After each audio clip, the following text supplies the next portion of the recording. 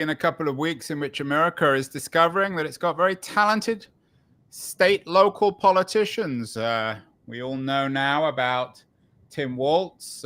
We've learned about Josh Shapiro, Mark Kelly on the Democratic side, but there are equally talented and even younger politicians on the Republican side. One who comes to mind is a young man, some of you may have heard of him, but he's not that well known yet.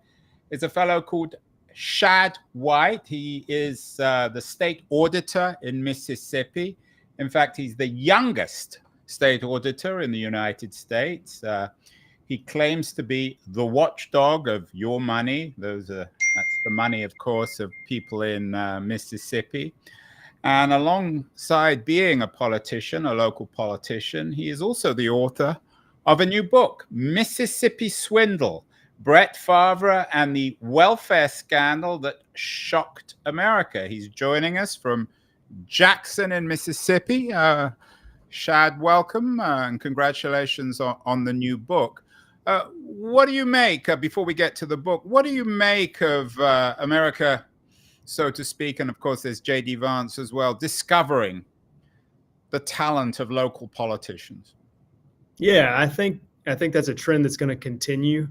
I think, for a long time, politicians from our coasts and in the federal government have kind of dominated the national conversation. And I think especially when you look back at J.D. Vance's book, Hillbilly Elegy, there was this sort of renewed interest of what motivates people in the middle of the country and what are their values, what are their concerns. And so as folks start to turn their eyeballs toward that, it's no big surprise that you get two vice presidential nominees who are from the middle of the country, who have, rural American upbringing. And so I think that's a trend that's going to continue.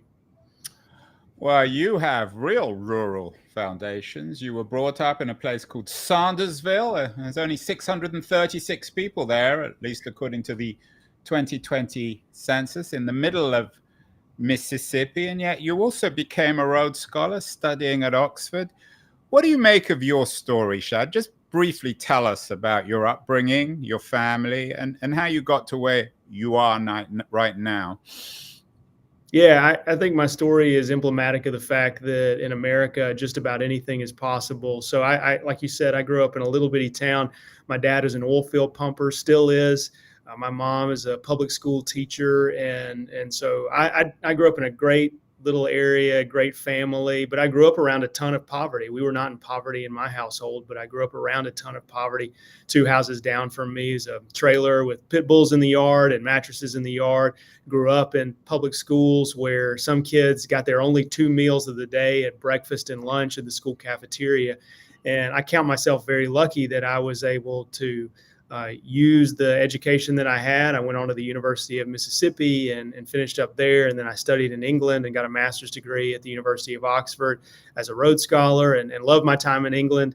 And then came back here and did my law studies at Harvard.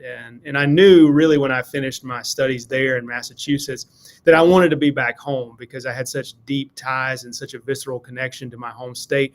I wanted to be around my family. I wanted to raise kids in my home state. And so I came back here immediately after that and have had a great time making a difference down here now as state auditor. Is there a little bit of the J.D. Vance in Shad White? J.D., of course, also wrote a bestseller. Your book isn't a bestseller yet, but I think it might become one. From a poor family, went to Yale Law School. You ended up at Harvard Law School. Do you identify with Vance? Yeah, it's hard not to in some ways. I had a friend joke that my book maybe could be retitled Redneck Elegy instead of Hillbilly Elegy. It's hard not to identify with JD. He's a year older than me. He went to Yale Law. I went to Harvard Law. His wife is Indian American. Her name is Usha. My wife is Indian American. Her name is Rena. We both have 3 kids. We both served in the military. He served in the Marines. I'm in the National Guard here. So yeah, you start adding up all of the similarities, and it's hard not to see a little bit of him in the mirror. I can't grow a beard quite like he can, but I do see a bit of my background in his background. But really, I think that our backgrounds speak to the power of the American story and what you can accomplish in America. And I'm excited to see him on the national stage. Do you think it was a good choice, Trump's choice? A lot of people have been critical. Some people said it's the worst VP choice since Palin. Others are more optimistic. I'm more optimistic than that. I think it was a very smart choice, and I'll say this about the choice. He's a young guy, and so he's incredibly intelligent. I think he's going to be a strong defender of their ticket. The reason that the media are having a fun time digging into him is that he's sort of a new figure on the national stage. And so anytime anybody new emerges, there's going to be this initial period where they dig through everything that they've ever said. So, for the last 2 weeks, it's been J.D. Vance. And my prediction is for the next 2 weeks is going to be Governor Walz.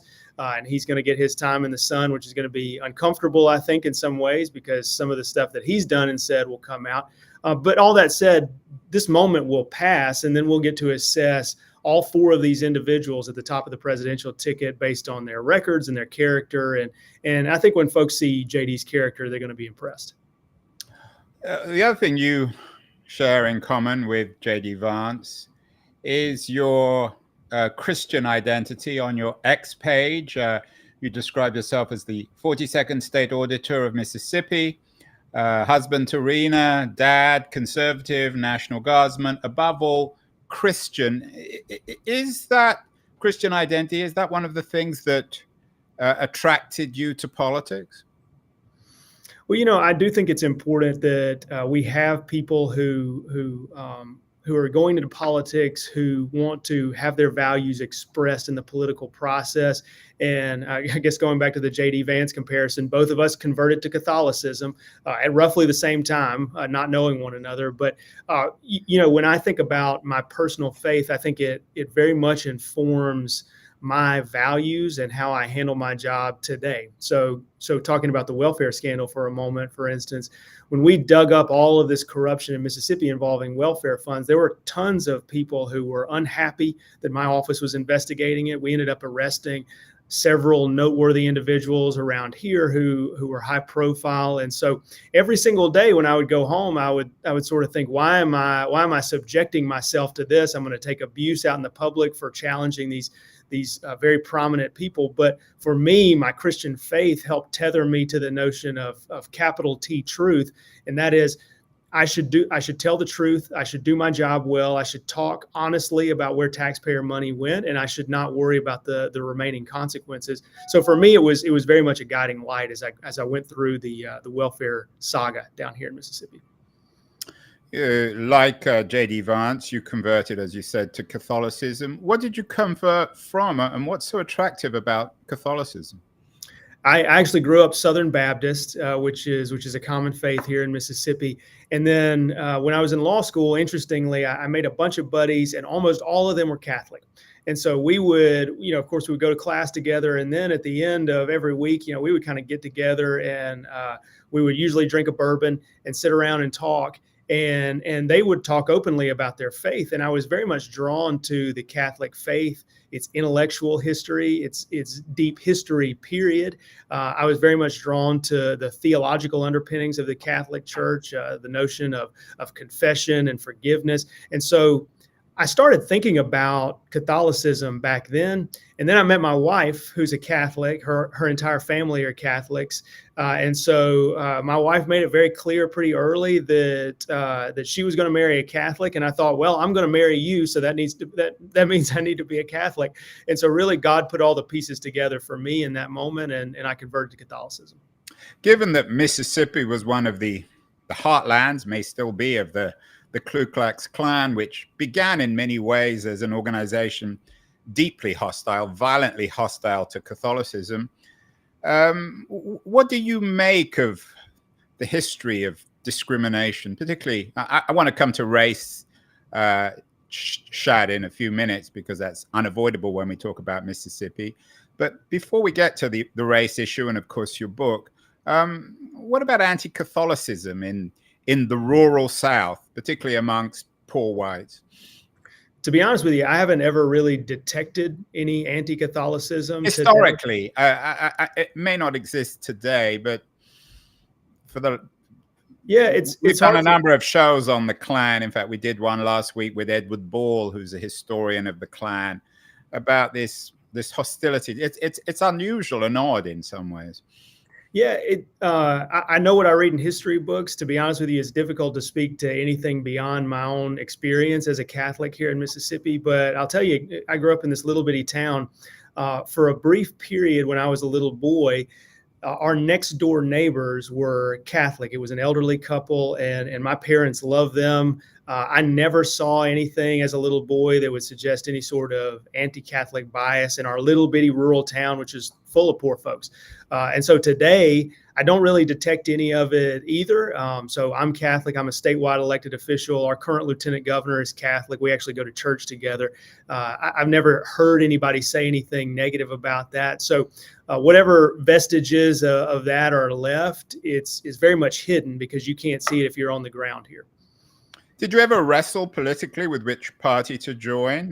The Democrats have historically, maybe not so much in the last few decades, but the Democrats have been very strong historically in Mississippi. Did you ever dabble, flirt with the Democratic Party, or did you always know you were going to be a Republican? I really didn't ever dabble in the Democratic Party. I always knew I was going to be a Republican. And you're right, in Mississippi, for a very long period of time, only Democrats got elected. And so in the early 90s, 1991, Mississippi elected its first Republican governor since Reconstruction. I was a little boy then. I was in first grade that year. And I can remember a lot of conversations growing up in middle school and high school about how our values that we had as rural Mississippians, our values were much more closely aligned with the Republican Party. My mom was a strong Republican. We're pro-life. We believe in law and order. We believe that the government often stands in the way of human flourishing, doesn't assist human flourishing. And so all of those kinds of ideas were percolating around the time, for me at least, that the Republican Party was on the rise here in Mississippi. And so when I got to college, I knew enough about myself and my philosophical views that I joined the College Republicans and eventually became the president of the College Republicans at the University of Mississippi. So that's always been a big part of who I am. Shad, earlier this week, we had Peter Wayner on the show, very distinguished columnist, New York Times and The Atlantic. His last piece for the New York Times suggested that what he describes, at least, as the authoritarian populism of the Trumpists have stolen his party. Does that worry you at all as a young Republican? No, I mean, I don't find those claims particularly believable, simply because President Trump has been president for 4 years and we didn't have a despotic takeover or anything like that. So I'm not sure where those kinds of folks get their anxiety. I tend to think that, what we need to do is assess these individuals who are running for president based on the policies of the last 8 years. This is a unique moment in American history because we have two people who have a long track record at the top of the executive branch running for president, a former president and someone who's been vice president for the last 4 years. So that's what I think we ought to be assessing. It's a very vivid contrast, that the vision of America that Harris and Trump are offering. Trump seems much darker. Do you share his dark vision of what has become of America?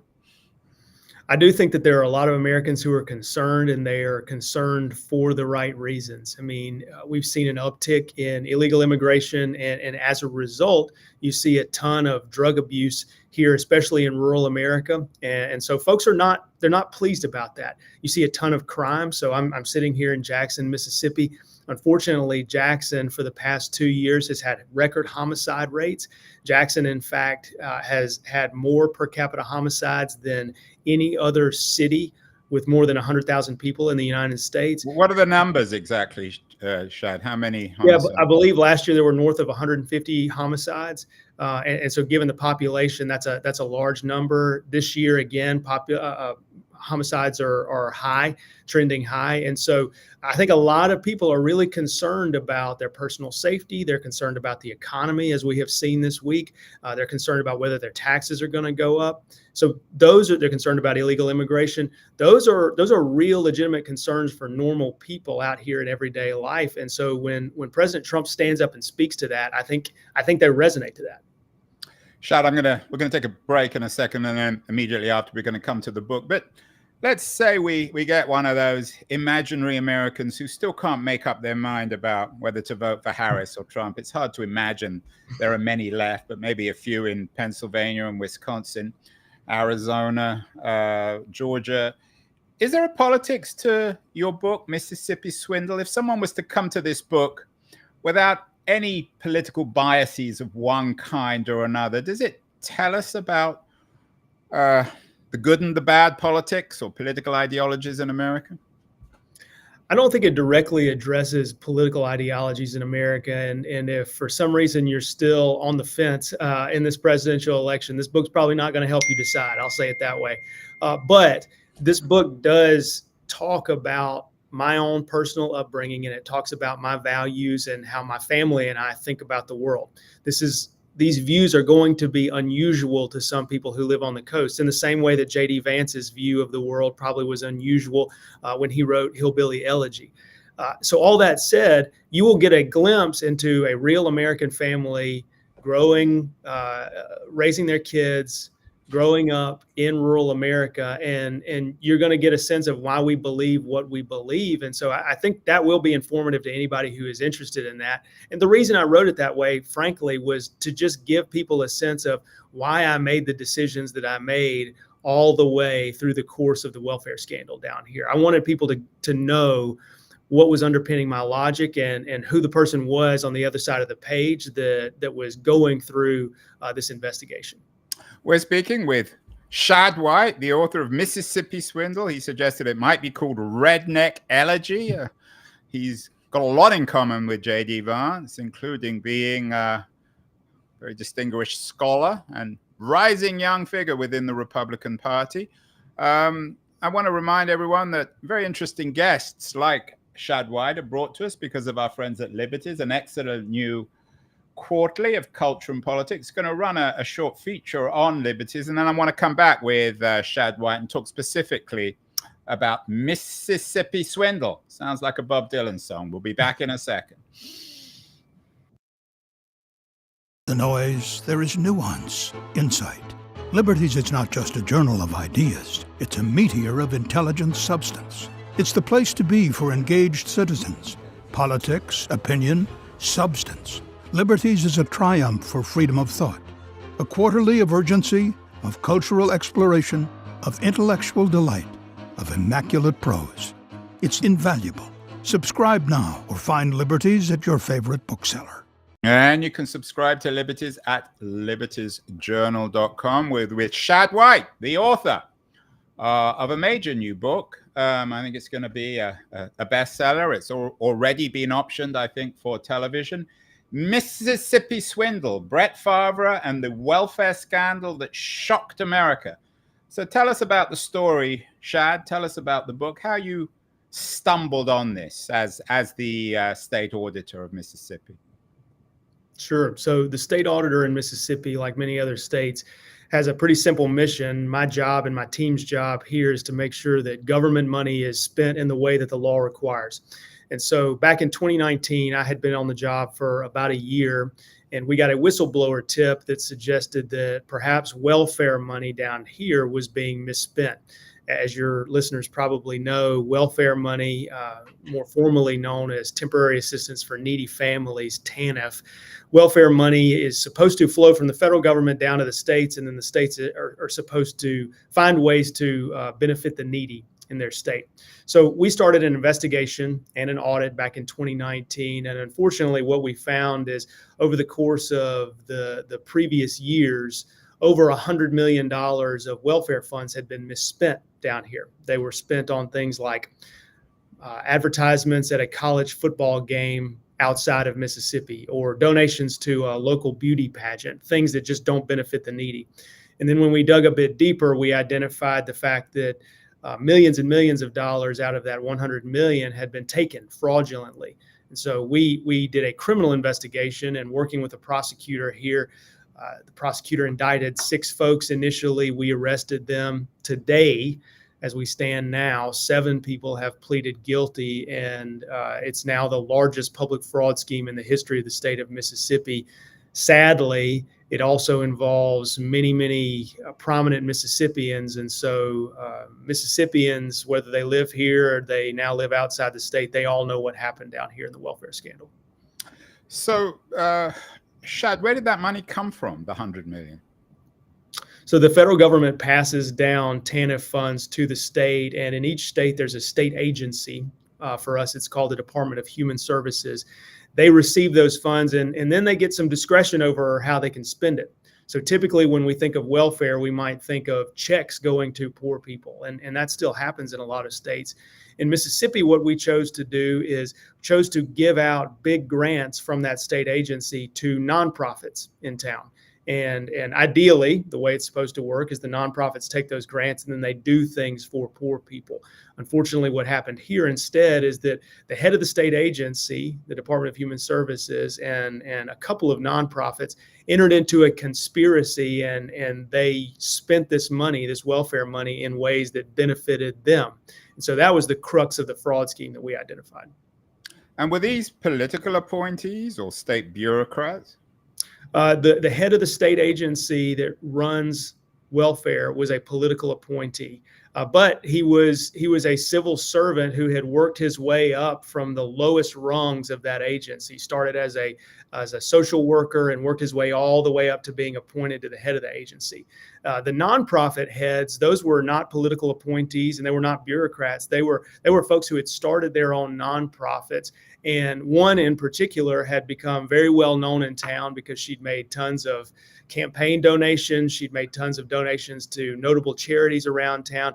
She'd hired tons of law firms. She'd hired tons of lobbyists. And so she was a very well-known figure. Nancy knew these were the key players at the heart of everything. You don't need me to tell you this, Shad, and our listeners will be very well aware of it too. The term welfare cheat, especially when uttered by Republicans in the American South, has historically been used as a euphemism for remarks on race and on African Americans. That seems to be something hanging over this. Is there a racial element here? You talk about poor people in Mississippi. The larger proportion, I'm guessing, and maybe you'll correct me if I'm wrong, tend to be African American over white. Is this a scandal that has a race or racial element, or is it include as many whites and blacks? Well, the way I would say it is anytime we're approaching a case, we certainly don't think about that. We always just think about the law and whether someone broke the law. And I think one of the things that made this case noteworthy, especially when Black Mississippians come up to me and talk about it, I've had several who came up to me and said, look, we're grateful that somebody is enforcing the law regardless of the color of the skin of the defendant.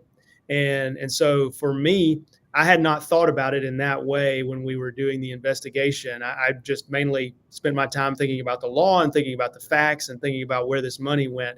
But I did hear that narrative over and over after the story came out. Look, ultimately, at the end of the day, you're right that a lot of folks here in Mississippi who are in the welfare program or who have benefited from welfare are Black folks. There are a ton of white folks too. I grew up in a very poor white neighborhood. And so you see that across the board. I had a meeting kind of toward the end of when we were wrapping up the case and several arrests had already been made. Several folks had already pleaded guilty. Had a meeting with a local Black pastor who came in and sat in this room actually that I'm in right now. And we were talking about this case and he was complaining that, he thought that welfare still was not functioning particularly well. But he said, if there is a silver lining at the end of this case, it is that now he knows and his church knows that the money's not being stolen anymore. And so I took that as a sign of success by the people here at the state auditor's office, the 135 men and women that I work with, that we had accomplished something, even though it wasn't a perfect solution that solved all the world's problems. We did our jobs and we did it well in that moment. Coming back to the issue of welfare cheats, the Republicans historically have used this concept. Some people suggest in a racial manner to win votes, suggesting that particularly African Americans invent multiple personalities to cheat the welfare system. But the Mississippi swindle that you write about in your new book, this is a different kind of welfare cheat. These are people who control the money and pocket that money. Is that fair? Yeah. So this is not folks who are ineligible for a program and signing up to be on the program, though we certainly do find those in the auditor's office, white, black, and otherwise. This is an example of a case where the people controlling the funds are the ones who are siphoning the funds off.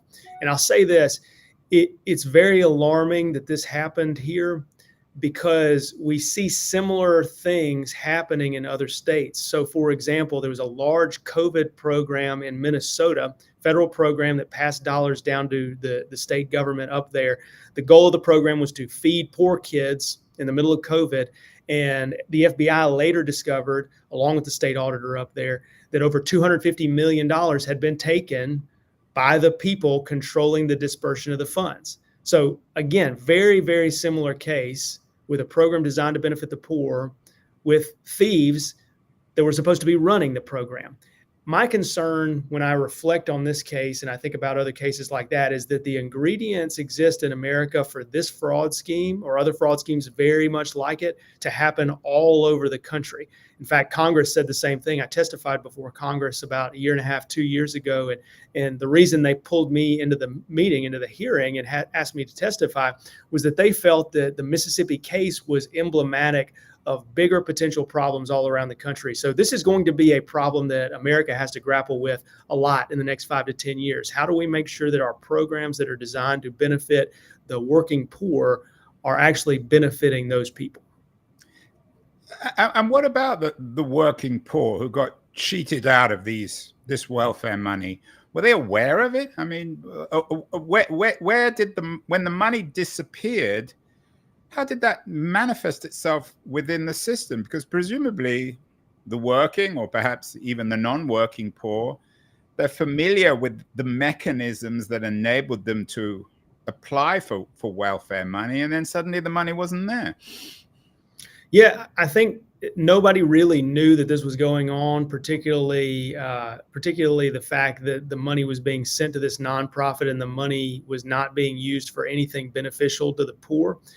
There were some questions that were being asked as that money was being dispersed to the nonprofit, but no one really raised specific examples of the money being misspent up until the moment we released our audit back in early 2020. When we released that, it was, hundreds of pages of audit findings, very detailed, and it for the first time described where all of this welfare money was going. And so that really, I think, was the first moment where taxpayers, folks in Mississippi, normal citizens, and the national media, to be honest with you, realized that, oh, there is this huge scandal down there, and welfare money that should have been going to poor folks has been revealed to be going to all sorts of things that just aren't allowable uses of welfare dollars.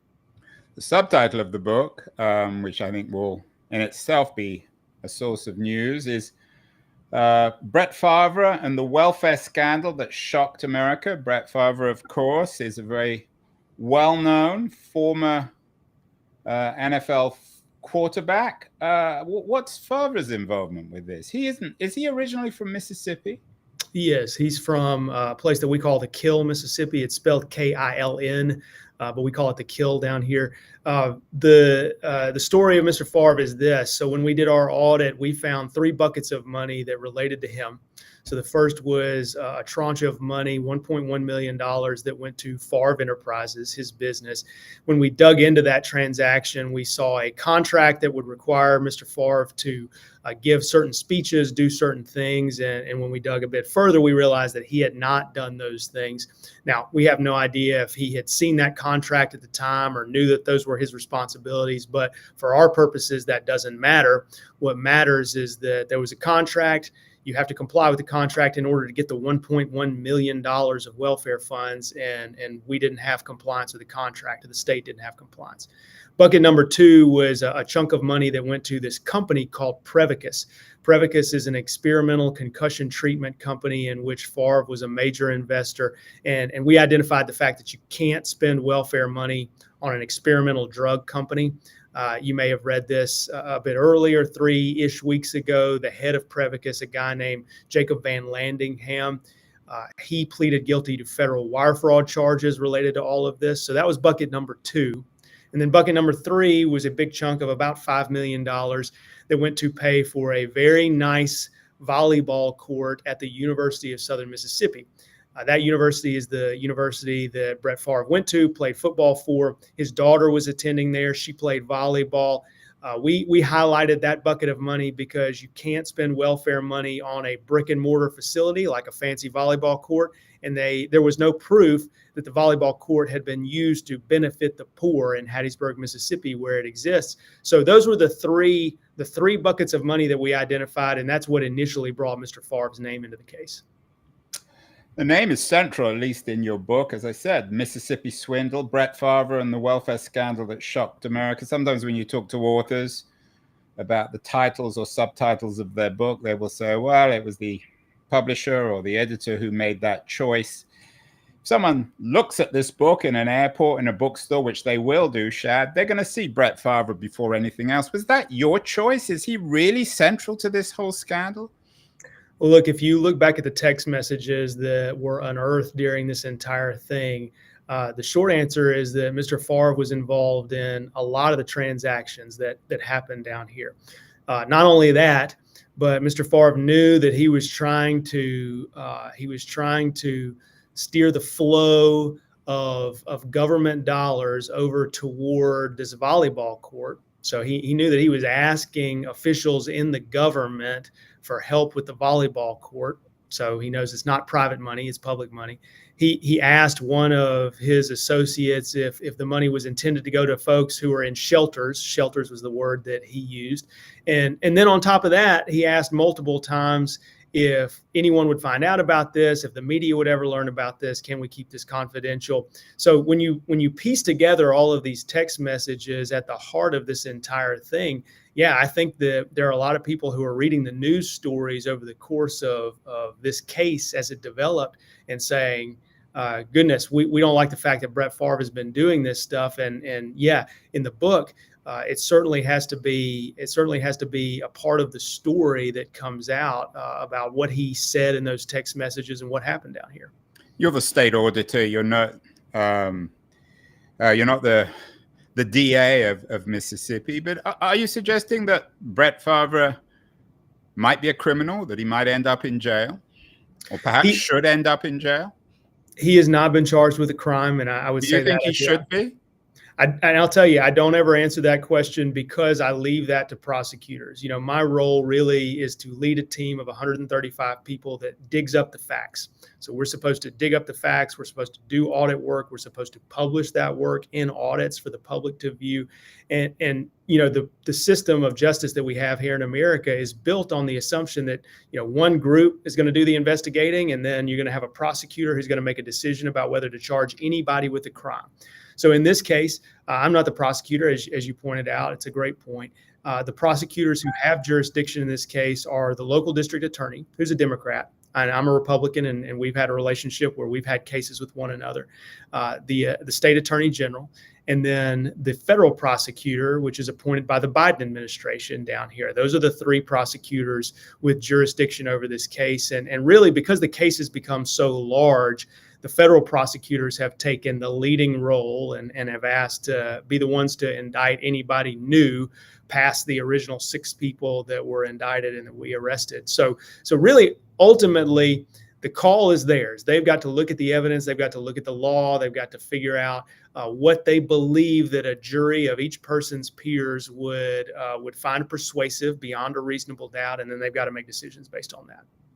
Yeah, there's a little bit of the Sam Bankman-Fried about Brett Favre as a graduate, Shad of Harvard Law School. You're all too familiar with the law. In fact, if anything, you could have been, I'm guessing, the DA rather than the state auditor.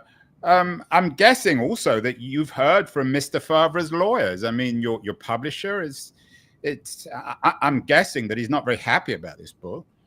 Yeah, he's before the book even came out, he sued me for defamation for making factual statements and describing what happened down here.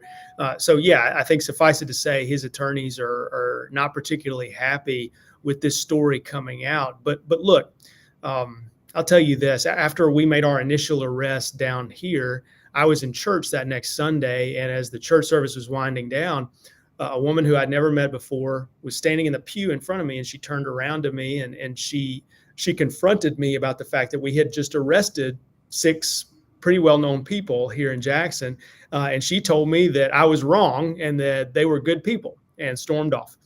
So the reason I tell you that story is to say I'm used to it. I'm used to people not being happy about some of the stuff that we reveal, but the truth is the truth.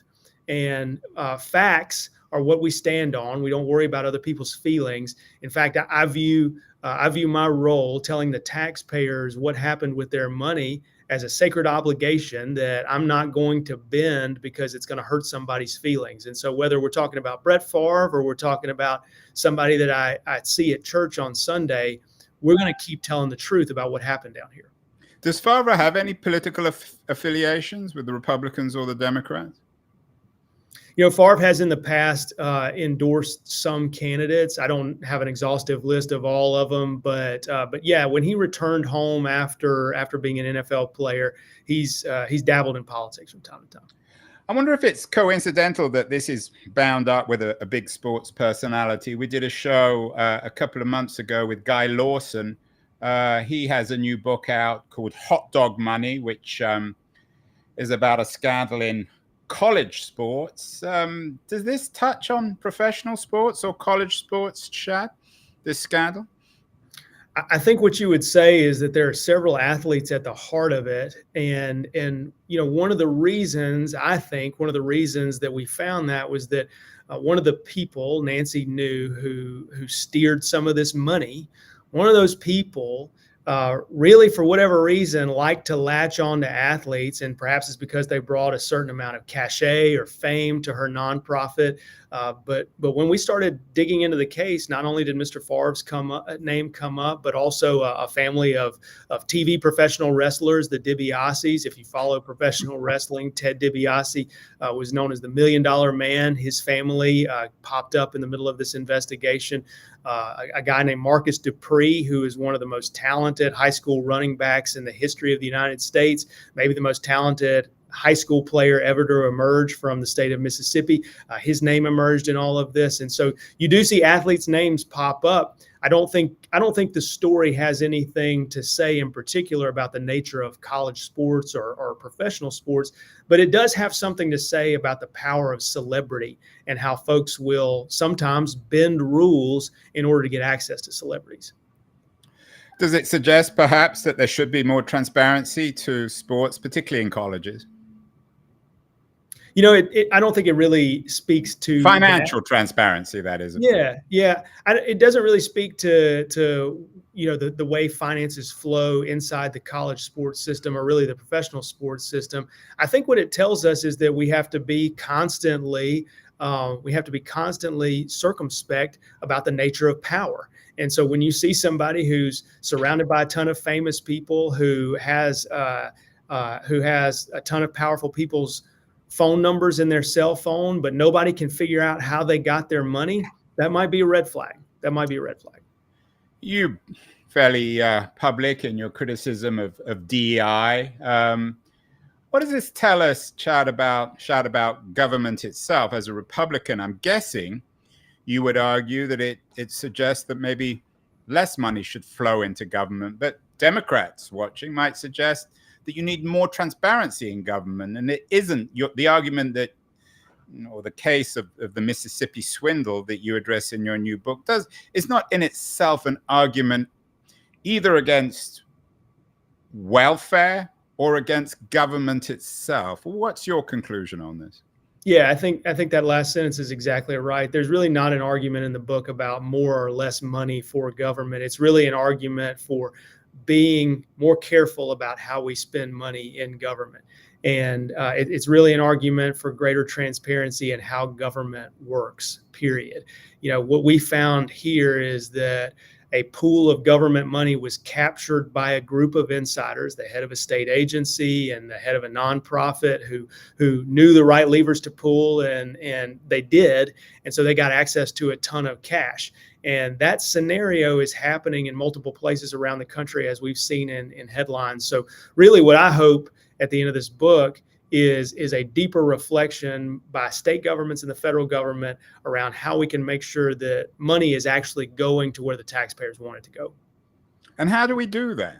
Should it go through non-political organizations? You've noted that some of these nonprofits are corrupt. Some people have argued that perhaps the church should be more involved, but there have been lots of cases of corrupt Christian organizations. What's the best way to protect American citizens from this kind of fraud, which is particularly troubling because they're cheating poor people out of money that they should rightfully have for themselves?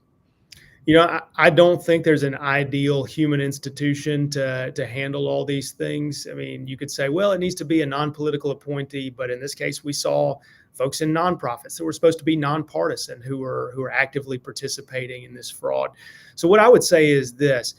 You have to have transparency where multiple eyeballs are on transactions. So anytime you give any one person or a small group of people a ton of control over a ton of money, you are creating a risk. Now, maybe they'll be good people, maybe they'll do the right thing, maybe they won't steal it, but you are creating a risk. So for example, in this case, now that it's over, I've recommended to Congress that the federal government take a more active role in looking back at how welfare money has been spent and whether it benefited poor people. I've told Congress that they should require the folks who are dispersing welfare funds at the state level, like the heads of the state agencies, to sign statements under penalty of perjury that they have helped a certain number of needy people with their funds. I've encouraged more audits of these flows of funds, especially once they touch nonprofits. Nonprofits in America are really the wild, wild west. They're huge fraud risks. Many nonprofits don't even have boards to oversee the managers. They're huge, massive fraud risks, and we do a ton of work through these nonprofits. Those are the kinds of entities that certainly need more oversight.